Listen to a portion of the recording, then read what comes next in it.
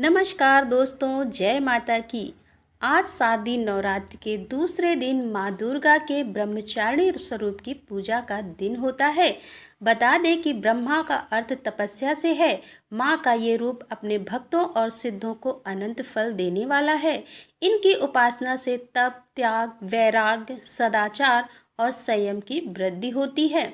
शास्त्रों में ब्रह्मचारिणी का अर्थ तप की चारणी यानी तप का आचरण करने वाली बताया गया है।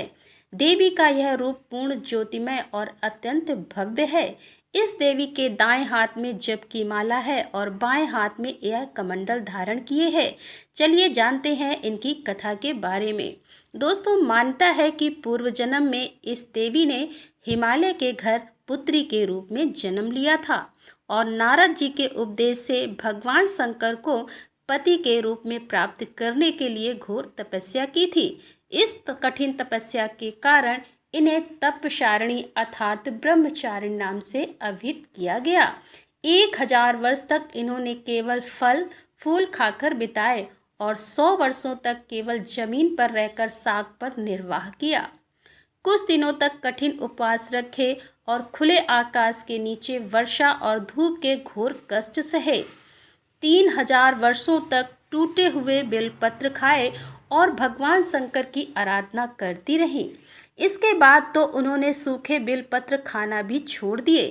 कई हजारों वर्ष तक निर्जल और निराहार रहकर तपस्या करती रहीं। पत्तों को खाना छोड़ देने के कारण ही इनका नाम अपर्णा नाम पड़ गया। कठिन तपस्या के कारण देवी का शरीर एकदम क्षीण हो गया। देवता, ऋषि, सिद्धगण, मुनि सभी ने ब्रह्मचारिणी की तपस्या को अभूतपूर्व पुण्यकृत बताया, सराहना की और कहा कि हे देवी, आज तक किसी ने इस तरह की कठोर तपस्या नहीं की। यह तुम्ही से ही संभव थी। तुम्हारी मनोकामना परिपूर्ण होगी और भगवान चंद्रमौली शिव जी तुम्हें पति के रूप में अवश्य मिलेंगे। अब तपस्या छोड़कर घर लौट जाओ, जल्द ही तुम्हारे पिता तुम्हें बुलाने आ रहे हैं। माँ के द्वारा की गई तपस्या का उल्लेख गोस्वामी तुलसीदास ने भी श्री रामचरितमानस में कुछ इस तरह से वर्णित किया है। कछु दिन भोजन बारी बतासा, कीन कछुक दिन कठिन उपवासा। माँ ब्रह्मचारिणी इस प्रकार की कठिन तपस्या व व्रत से देव समुदाय सहित साक्षात ब्रह्मा जी प्रसन्न हुए। फिर उन्हें स्वयं शिव को पति के रूप में पाने का वरदान मिला, जिससे भगवान भोलेनाथ की अर्धांगिनी बनने का अवसर मिला। इसीलिए इन्हें ब्रह्मचारिणी के नाम से पूजा जाता है। माँ ब्रह्मचारिणी देवी की कृपा से सर्व सिद्धि प्राप्त होती है।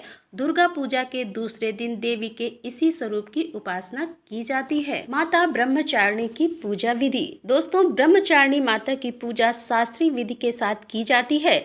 शुद्धता के साथ पूजन करते हुए माँ को स्नान आदि करने के पश्चात अक्षत, रोली, चंदन, धूप दीप चढ़ाना चाहिए। माँ ब्रह्मचारिणी की पूजा अर्चना में फूल का प्रयोग सदैव करना चाहिए।